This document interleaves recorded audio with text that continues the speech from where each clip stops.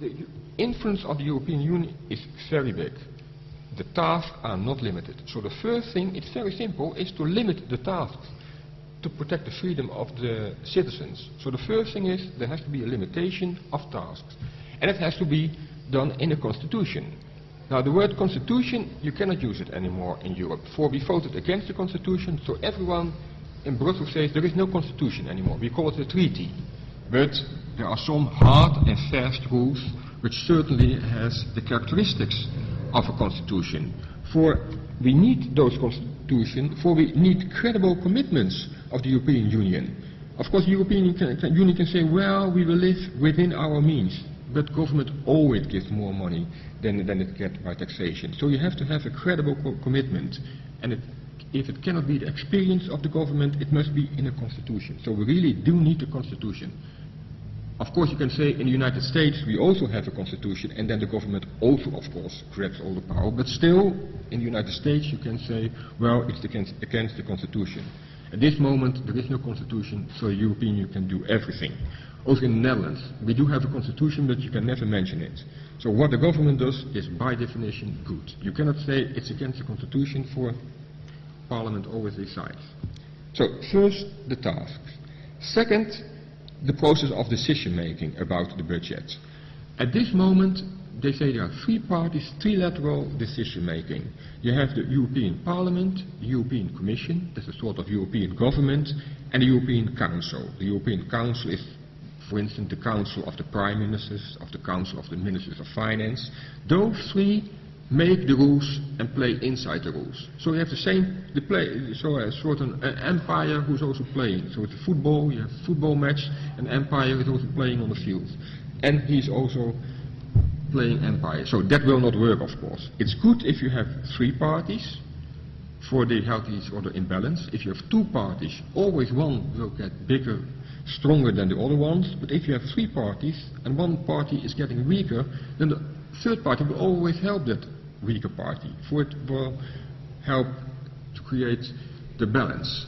So the idea of Hayek is, and I also read a paper about it this morning, is the idea of bicameralism. You have to have a legislative and a governmental assembly. Of course you also have a constitutional assembly, for I'm speaking about the constitution, but that's something different. A constitution defines what is substantial law, and this legislative assembly says what is working at this moment. So the constitutional assembly says we have to protect private property, and then the legislative assembly says what is private property at this moment. You can say, well, I'm the owner of this piece of land, but do I also own the air above it? Now, before there were planes, that was not a relevant question. But now it's a relevant question. They can say, indeed, you own the airspace for 10 meters, but not 10,000 meters. A plane can fly over your land. So that's work of the legislative assembly. So that is the third one. So there has to be a split in budgetary powers along the lines of Hayek, of the ideas of bicameralism. The third one is that rules should be general. We have the rule of law. Everyone is treated the same, but not in expending the money of the government. For taxation, about every country in Europe pays 1% of its income. Okay, but then the one who receives the money is different. In the United States they call it demogrants. Everyone gets it. If you give it to one, you give it to everyone. That's also an idea of Hayek.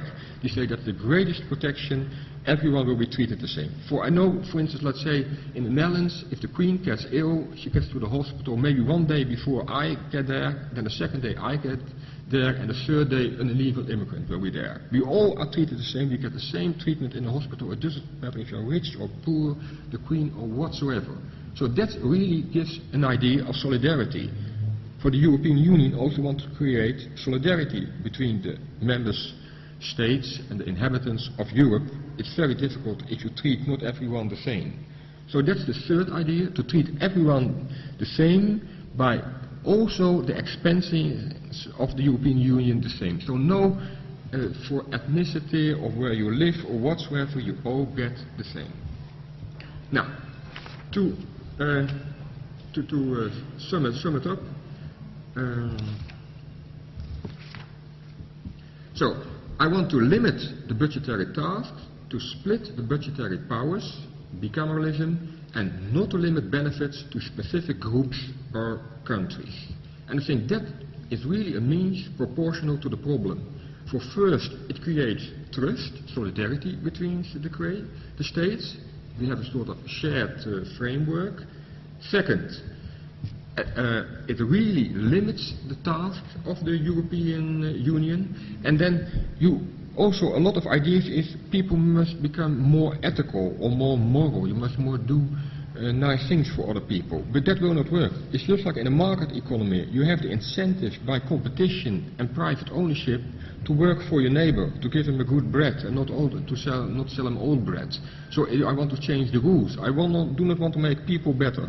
That's a very difficult task. But I change the rules, and so by changing the rules, people behave otherwise. That's also an idea you have in the United States, that is people in parliament should have term limits. There should not be career politicians who are there forever, for they will do everything to stay in parliament forever.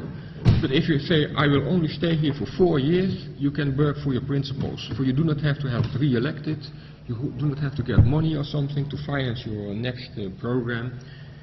So that's, and finally, there are a real possibility. For constitutional assemblies are always possible. It was possible in the United States, it was possible in France. For the time horizon is very long, it's uncertain. In the European Union you had the Stability Pact. Countries could not have more expenses than taxation than 3%. And in the beginning Germany was really a staunch defender of it. And who didn't work for that Stability Pact? It was Germany. It was the least expected country. You expected countries like Italy or Spain who would have budgetary more expenses than the 3%, but it was Germany. So the least expected country. So if you have a long time horizon, you are reasonable. For you always think, well, maybe I can in that position. So let's be reasonable. So there can be really a sort of constitution for people are very reasonable if they think it's long term, it's uncertain, so maybe once I will be a poor country. So that changes the behavior. Mr. Leen, thank you very much for your paper. Well, we'll finish now. Thank you.